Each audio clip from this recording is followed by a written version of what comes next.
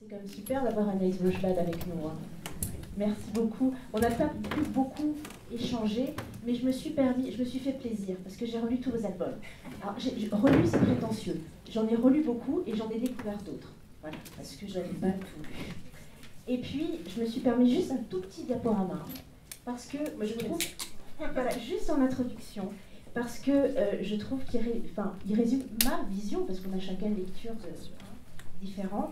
Déjà, me rappeler que vous êtes auteur, illustratrice et éditrice, que vous avez à votre actif 52 albums, 26, non, 26. Si, non, mais c'est gentil de compter.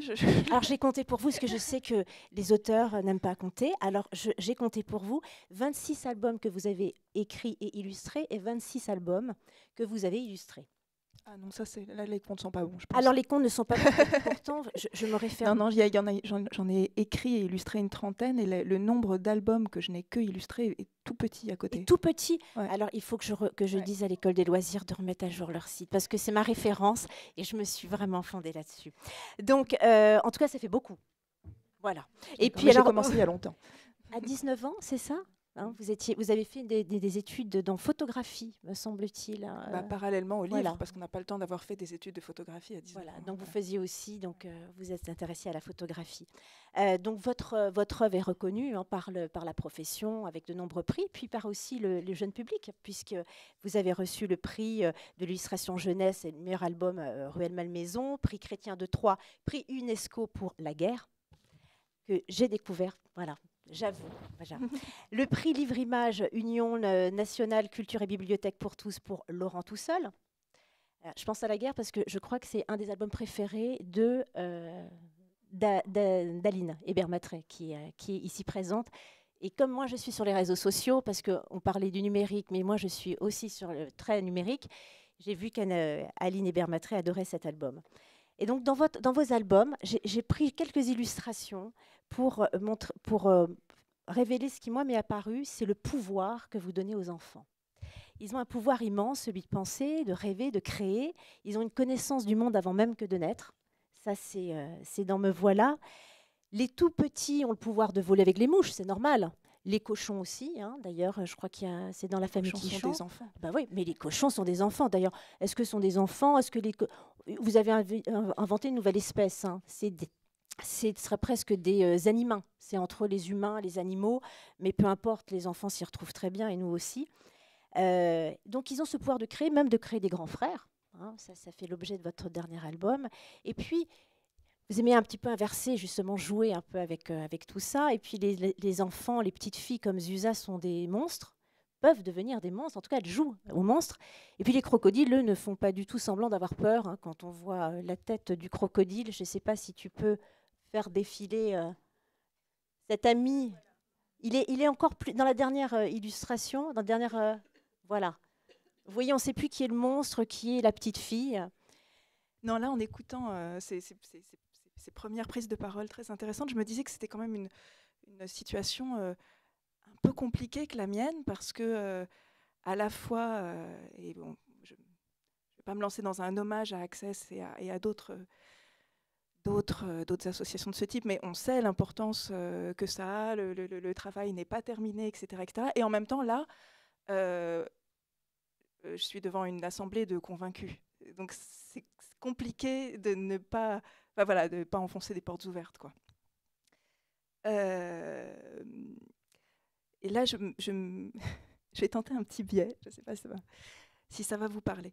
Parce que donc, plutôt que de dire et redire cette phrase parfaite qui est que les livres sont bons pour les enfants, et je pense que j'ai affaire à des convaincus, donc on va essayer d'aller un petit peu plus loin. J'aimerais bien parler des adultes qui regardent leur téléphone portable au lieu de poursuivre la conversation, mais voilà. J'écris des livres pour enfants, donc des livres pour enfants qui ne savent pas lire. Donc forcément, je suis obligée d'avoir à un moment dans ce processus d'écrire pour les enfants, il y a un adulte qui est au milieu et qui est un adulte qui est un filtre. C'est-à-dire aucun adulte lecteur n'est d'une totale transparence une totale neutralité. Il agit vraiment comme un filtre, on pourrait dire comme un filtre, les filtres qu'on utilise en photographie, c'est-à-dire que si on décide de faire un portrait, on va utiliser un filtre rouge qui va éclaircir le teint ou des choses comme ça. C'est-à-dire que ça, la présence de l'adulte donne une couleur spéciale au récit. Puis on sait bien que, comment dire, c'est déjà une banalité que de dire ça. C'est aussi le cas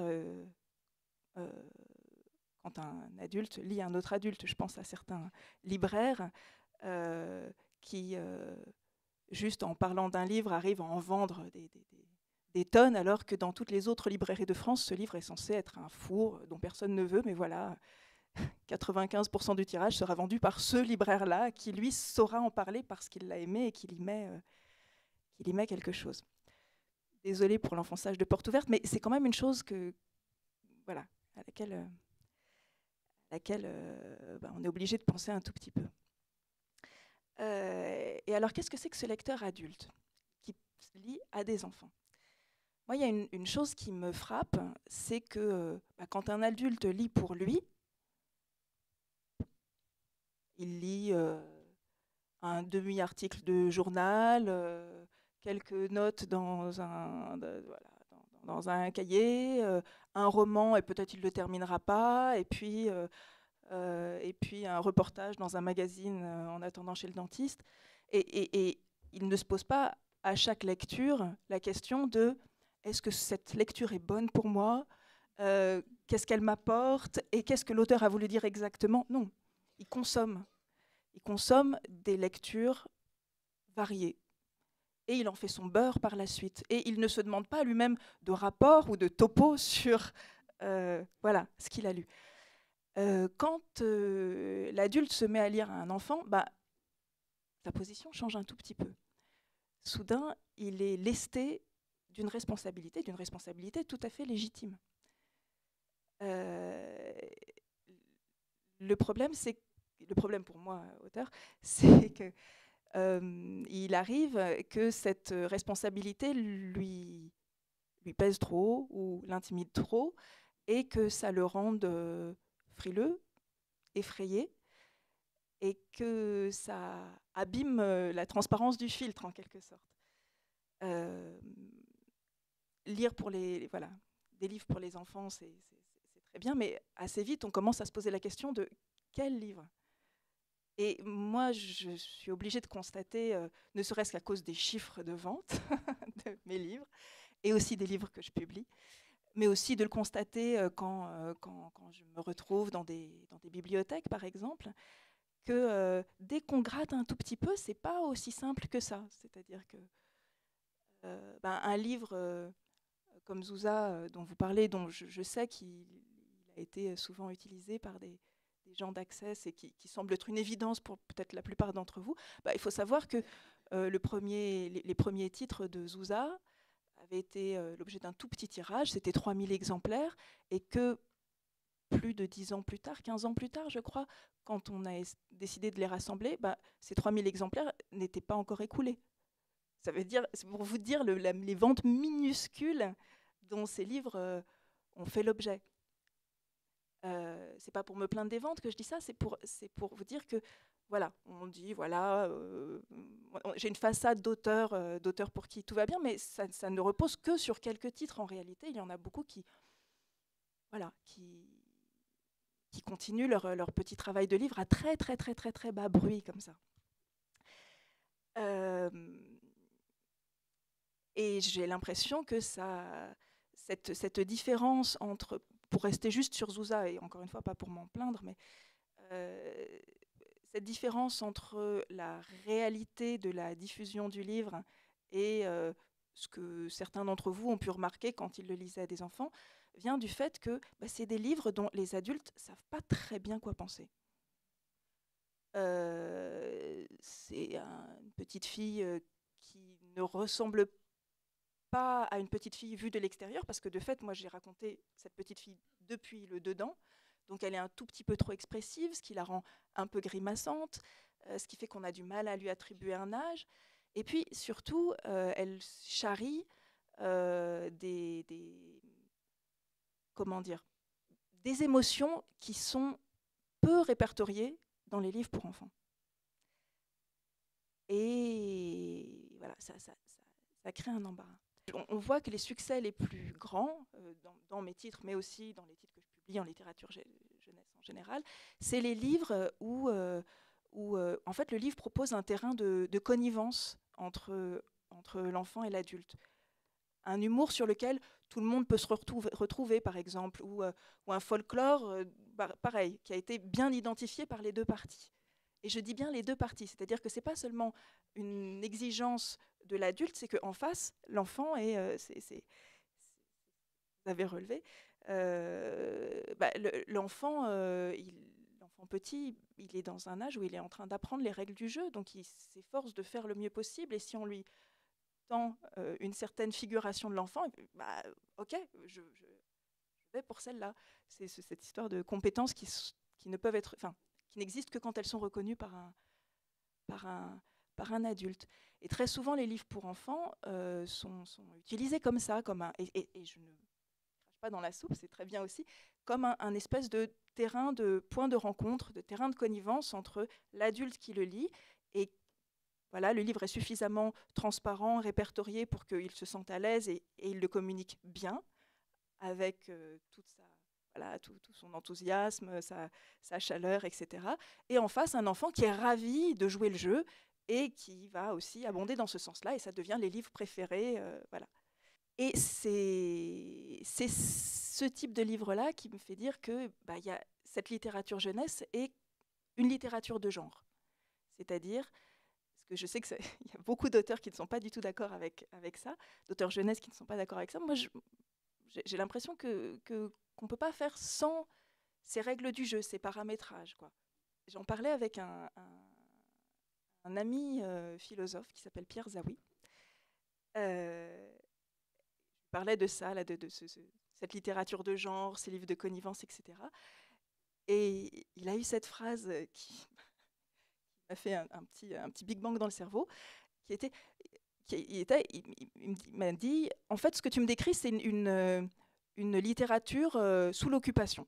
C'est la folie de Pierre, mais c'est une phrase assez géniale, parce que ça implique quoi? Ça implique aussi que là-dedans, dans cette chose de connivence entre les adultes et les enfants, l'auteur, qu'est-ce qu'il vient faire là? En fait, l'auteur, c'est le roi du marché noir, quoi.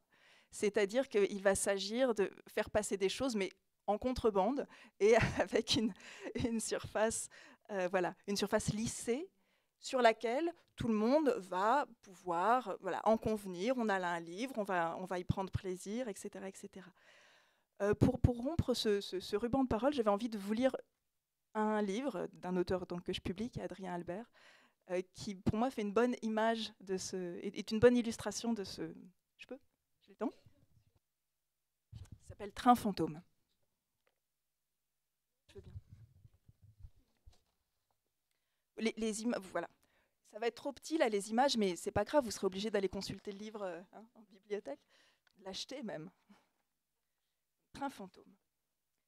Pour mon anniversaire, ma grande sœur m'invite à la fête foraine et j'ai le droit de choisir le manège que je veux.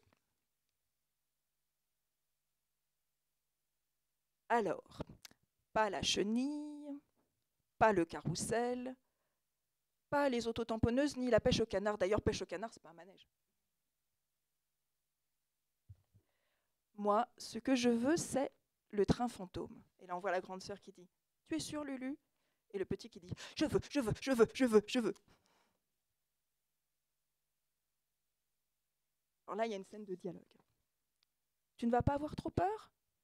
Si tu as trop peur, souviens-toi que tout est pour de faux, d'accord ? Je n'aurai pas trop peur. Regard du petit garçon, la porte. L'employé du train fantôme nous installe dans un wagon tête de monstre. On attend notre tour. À l'intérieur, des gens rigolent et crient. Soudain, une secousse. Le wagon démarre. Au départ, on avance dans le noir et il ne se passe rien du tout. Et puis,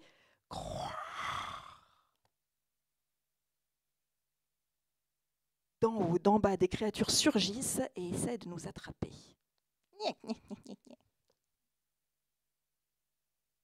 Et là, droit devant, un énorme chien taureau nous guette. Les rails du train fantôme filent droit vers sa gueule.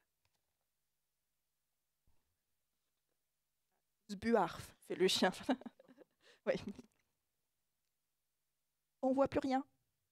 Ça va, Lulu? C'est le monstre qui nous digère. Arrête! Hihi, tu as peur alors? Non, pas trop. Vlam! Une porte s'ouvre. Nous voilà dehors tout en haut du manège. L'air est frais et mon cœur bat moins vite. On est presque aussi haut que la grande roue, mais... Et on replonge dans le train fantôme.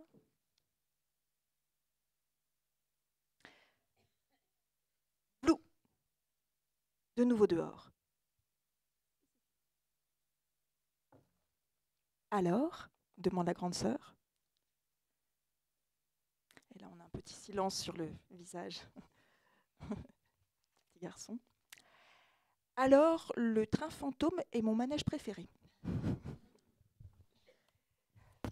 Juste pour vous donner une illustration avec cette histoire que j'adore, du lycée de l'album. La conclusion n'est pas très didactique. Alors, c'est mon manège préféré. On sent bien, on sent bien que le cœur de ce qui est raconté n'est pas dans la forme anodine de ma grande sœur m'a offert un cadeau d'anniversaire et le truc est mon manège préféré. Ça, c'est les conventions du genre, c'est le lycée du genre. Et on voit bien qu'au centre de ça, par cette histoire de train fantôme, on a juste approché, enfin touché, palpé, plein de questions sur... voilà. Enfin, c'est même pas des questions, en fait, c'est des ressentis, c'est pas du tout des questions. Aimer avoir peur, ne pas aimer avoir peur, évidemment. Quelque chose de la pulsion scopique aussi, que je trouve très très bien mise en scène avec la couverture. Pourquoi s'infliger ça? Et tout ça n'est pas débattu. Tout ça est proposé à l'enfant sous la forme extrêmement lisse d'un boa en train de digérer, là, pour reprendre bien l'image de l'autre. Le truc est dedans, mais personne n'y touchera.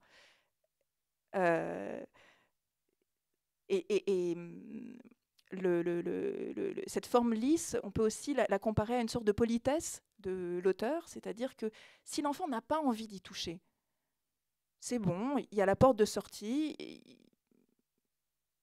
il n'est pas obligé de rester pris dans les tourments du sujet. Il a une porte de sortie. Par contre, si ça l'a un tout petit peu intéressé, rien ne l'empêche de tourner les pages à l'envers et d'y retourner, quoi. Quand je dis que le travail de l'auteur, c'est le travail de faire fonctionner le marché noir, c'est que personne n'est dupe, en fait. Ni l'adulte, pour peu qu'il se penche un peu sur le livre qu'il est en train de lire, ni l'enfant, évidemment, à qui on raconte cette histoire, mais tout le monde souhaite vraiment qu'on y mette les formes, quoi. Qu'on ait cette apparence de choses anodines, donc voilà, lycée. Je ne trouve pas bien mes mots. Oui, d'une certaine manière conventionnelle, absolument. Ouais.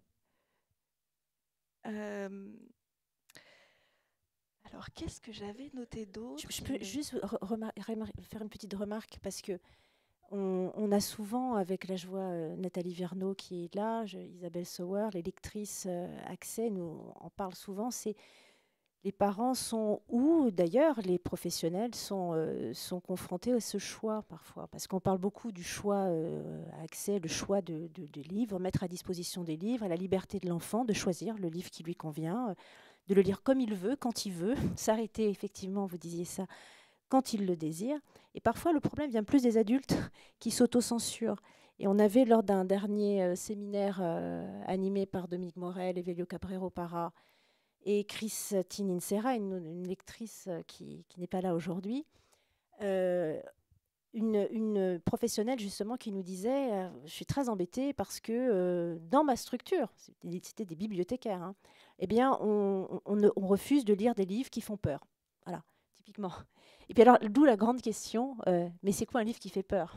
Parce que vos peurs ne sont pas forcément celles de l'enfant. Enfin, voilà, ce sont des vastes débats, mais... Puis je voulais en arriver à ça plus tard, mais enfin, puisque c'est le sujet, allons-y. Très souvent, les livres qui font peur à un enfant ne sont en fait que l'écho d'une peur qui est dans la vraie vie, qui n'est pas dans le livre. Voilà, c'est vraiment l'idiot qui regarde le doigt et pas la lune, quoi. Moi, je crois pas très fort. Enfin, je crois pas aux livres. Non, je ne crois pas aux livres traumatisants. C'est-à-dire qu'il y a même des très mauvais livres, très mal fichus, sur lesquels j'aurais envie de dire en tant que professionnel que l'auteur a merdé. Si l'enfant ne se sent pas concerné par ce qui est dedans, on s'en fiche. Et si j'avais quelque chose à marteler là, pendant cette rencontre, ce serait ça, c'est de faire un tout petit peu confiance aux enfants, de la même manière qu'un adulte ne sera pas traumatisé par des lectures qui ne lui évoquent rien. Accorder cette confiance à l'enfant et accepter de lire tout ce qui passe, des bons livres, des mauvais livres, etc. C'est à l'enfant de faire son marché, quoi. Et comme je suis quand même dans le rôle de l'auteur, je voulais un tout petit peu aller plus loin dans les outils qu'on a pour mettre en place cette contrebande. Parce que là, on a évidemment beaucoup parlé de l'oralité, de la lecture de l'adulte, ce qui sous-entend le texte, en fait. Or, on voit bien, on est en train de parler de livres qui sont abondamment illustrés. Ça fait déjà... je voudrais juste vous sortir un petit quelque chose de mon carton. Alors, ce que je vais vous montrer là ne vaut pas du tout pour tous les auteurs et illustrateurs, mais enfin, c'est comme ça que moi, je travaille. Moi, je commence toujours par l'histoire. Et l'histoire, c'est pas le texte, vraiment pas. C'est pas les dessins, c'est l'histoire, ce qui va se passer, les situations.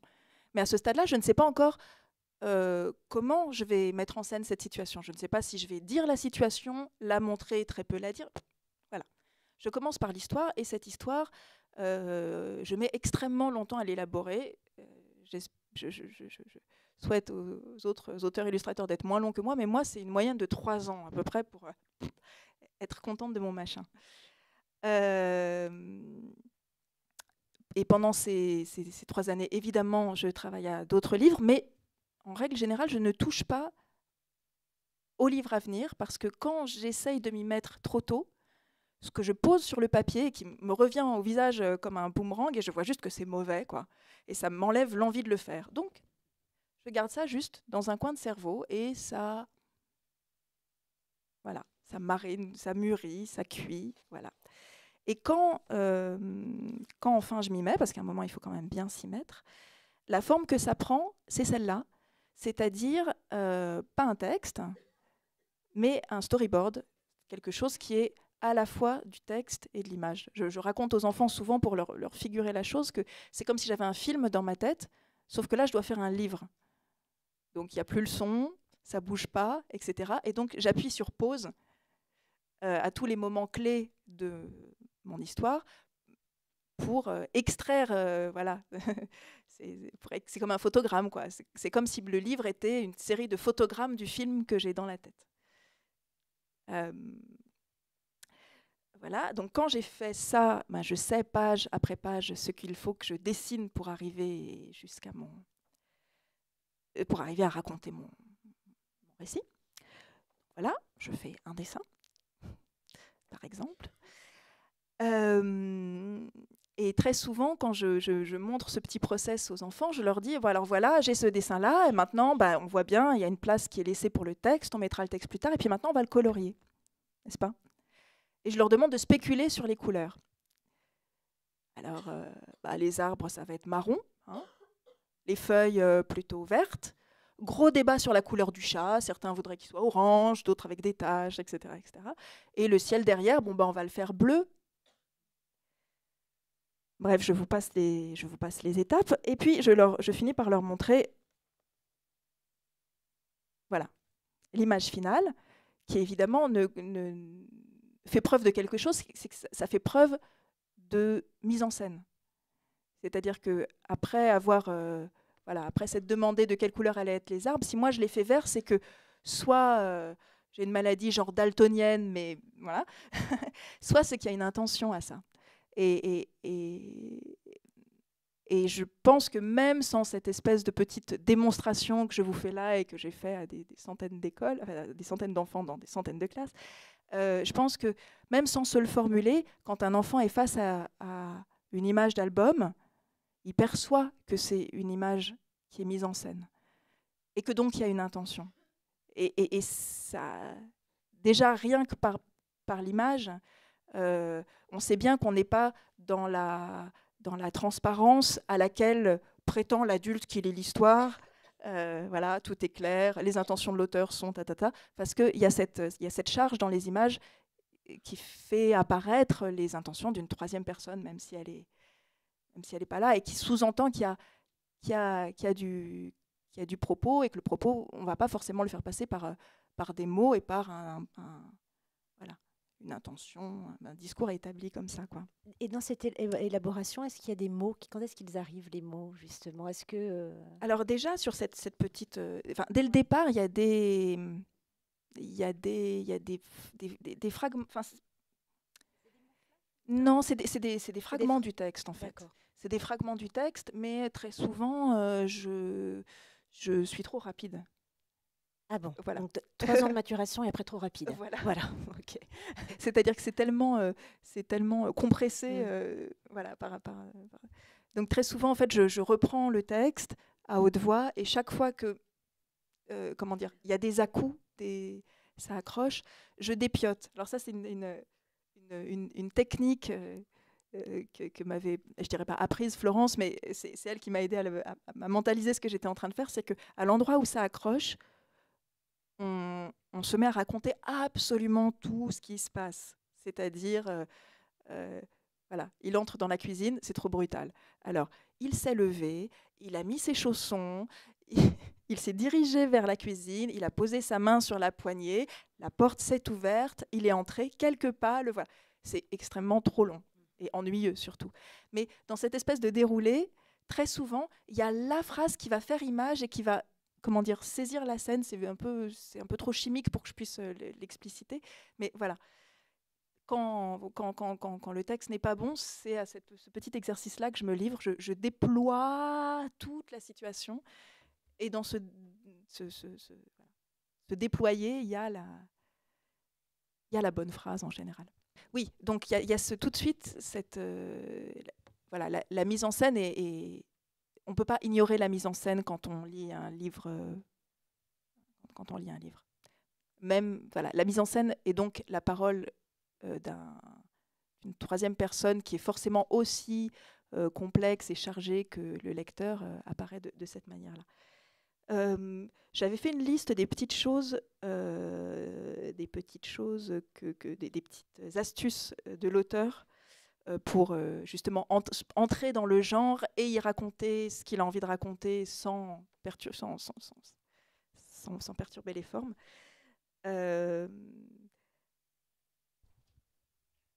Alors déjà, oui, quand je vous parlais de mise en scène, chaque fois qu'on parle de mise en scène, en fait, on parle d'ellipse. Tout n'est pas dit. On ne dit pas que les troncs d'arbres sont marrons. Ce qui veut dire que la réalité telle qu'elle est vue, on l'a laissée tomber, et qu'il s'agit d'une réalité plus émotionnelle, en fait. Et les réalités émotionnelles, c'est celles qui pénètrent le mieux dans le cerveau et qui vont, on l'espère en tout cas, amener la situation à se recréer. Voilà, enfin, c'est le regardeur qui fait l'œuvre, quoi, pour le dire en un mot. On donne pas tout. Ne pas tout donner, c'est la meilleure manière de permettre au lecteur que ça se recrée dans son cerveau. Encore une fois, là, c'est un enfonçage de porte ouverte. Quand vous lisez des petits caractères noirs sur du papier et que vous voyez la scène, il se passe la même chose. Voilà.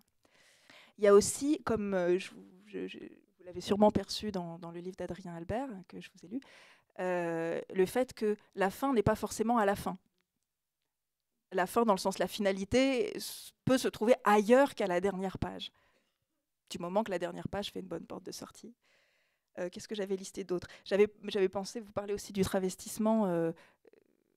c'est ce que vous disiez tout à l'heure, le fait d'utiliser par exemple beaucoup d'animaux, ou avant, dans le conte plus traditionnel, d'utiliser des princes et des princesses et des lointains pays. Et voilà, toutes ces astuces permettent de mettre un écart, de mettre une distance entre, je veux dire, un enfant qui ouvre, je ne sais pas, Laurent tout seul, une histoire que j'ai racontée où il est question d'un petit lapin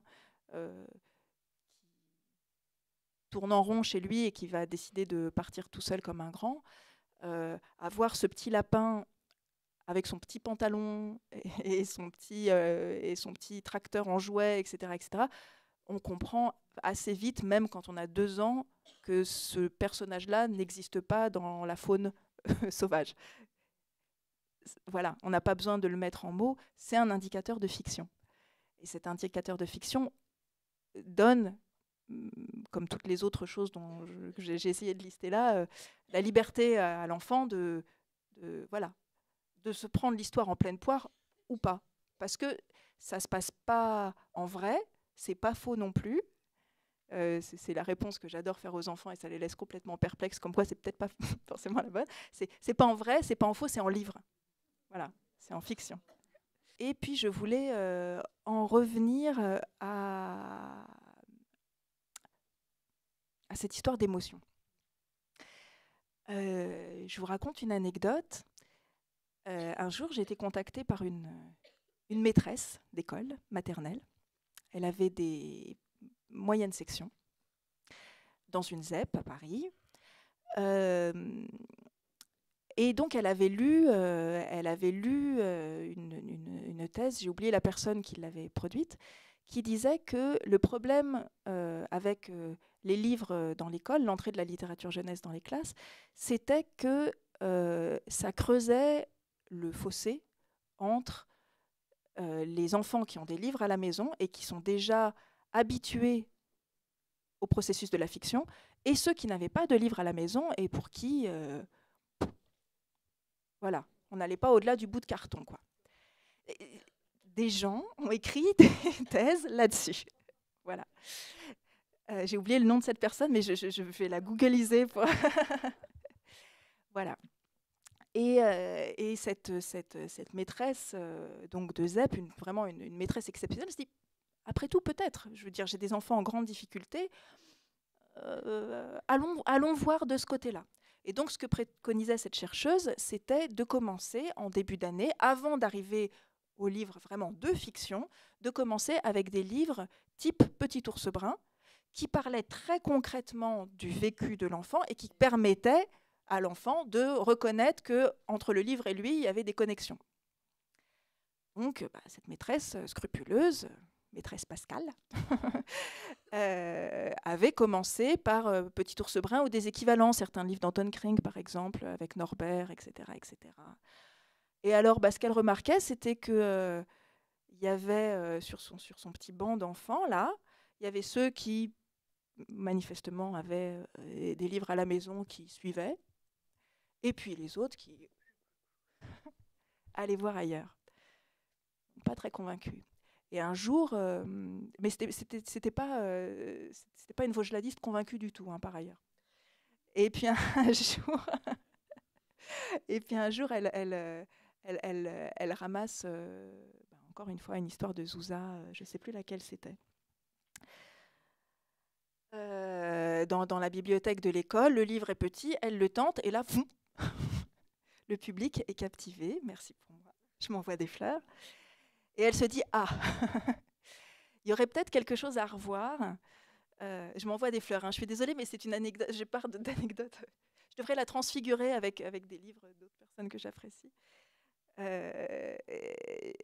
Voilà.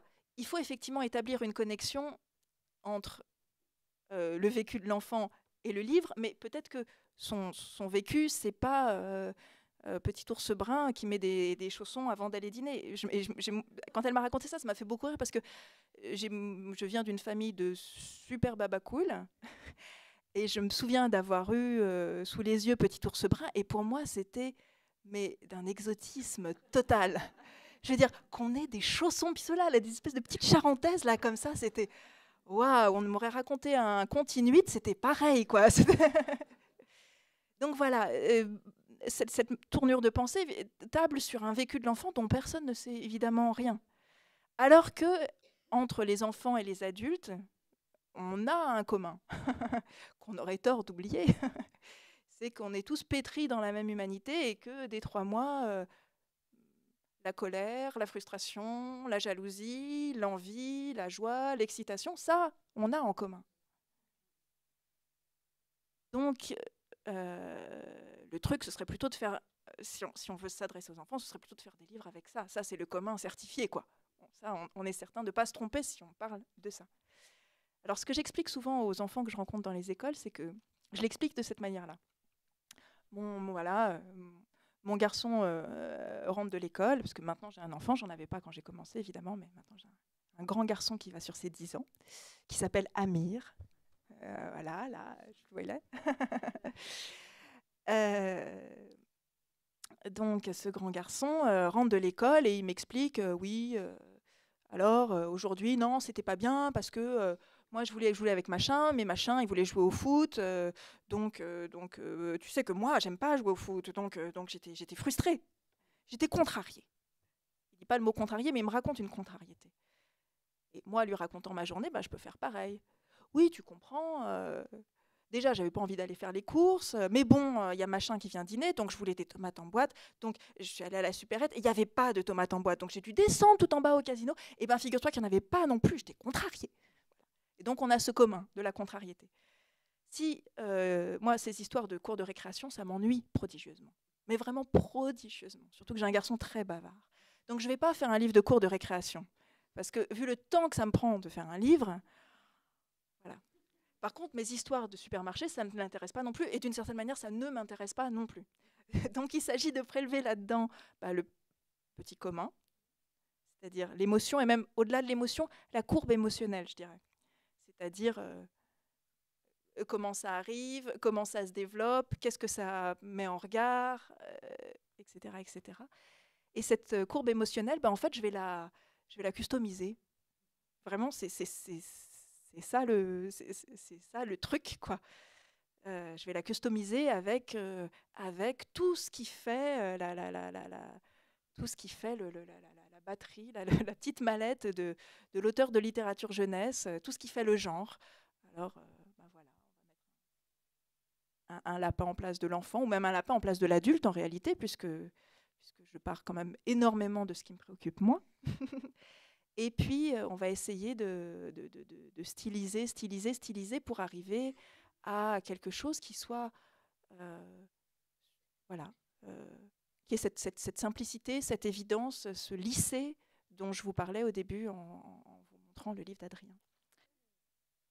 Je vous avais parlé en démarrant de la responsabilité que l'adulte endossait quand il s'apprêtait à lire un livre aux enfants. Et très souvent, on me demande, mais alors, quoi, vous autorisez à parler de tout? C'est ce que j'ai l'air de dire.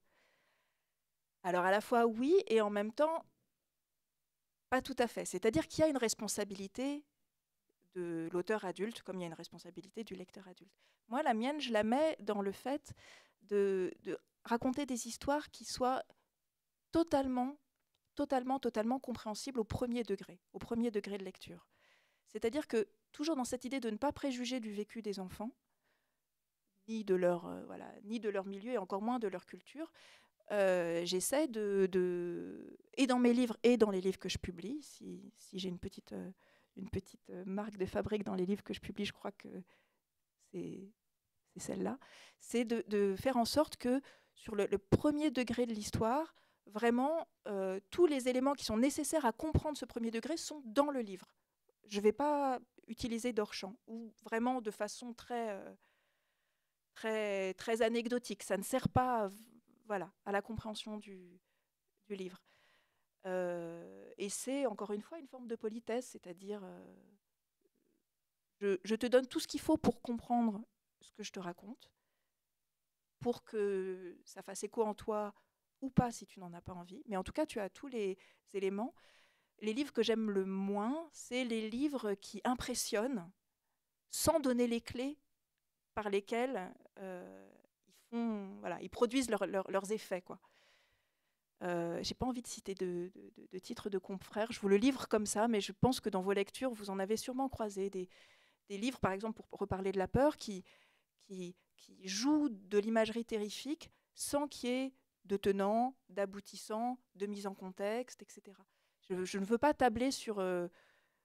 voilà, quand j'ai des choses dures à raconter, j'ai fait certains livres, vous parliez de la guerre tout à l'heure, mais il y en a des même pires que ça. Le garçon qui ne connaît pas la peur, par exemple, qui est une adaptation d'un conte de Grimm, qui est encore pire. Hein. Le conte de Grimm est 1000 fois pire que le mien, où il est tout simplement question de deuil, et de qu'est-ce qu'on fait d'un deuil, et comment on fait un deuil, et en quoi le deuil vous change, etc. Ce ne sont pas des sujets marrants. Mais comment dire, comme je ne peux pas, comme je ne sais pas ce que l'enfant a vécu avant, il faut que je mette dans le livre tout ce qu'il faut pour comprendre cette situation, quoi. Alors pas la comprendre dans le sens l'auteur a voulu dire que.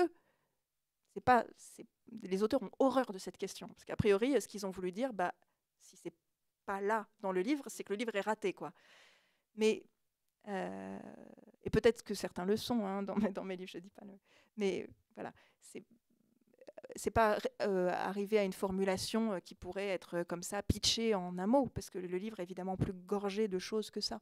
Mais je sais que j'ai ce souci-là dans l'élaboration du livre, qui se fait vraiment comme un montage de film, en réalité, par petits ajouts d'images, de textes, par le découpage, beaucoup, etc., par le rythme, de mettre tous les éléments qui sont vraiment nécessaires à l'intellection de ce que je raconte sont dans l'objet. Facile, pratique, portable, achetez-le. Voilà. C'était pas là-dessus que je voulais conclure, mais je crois qu'on va s'arrêter parce que vous devez avoir les oreilles qui chauffent là, à la fin de cette matinée. Non, non, on a surtout l'esprit en ébullition là, parce qu'il y a plein de belles choses. Merci beaucoup, Anaïs.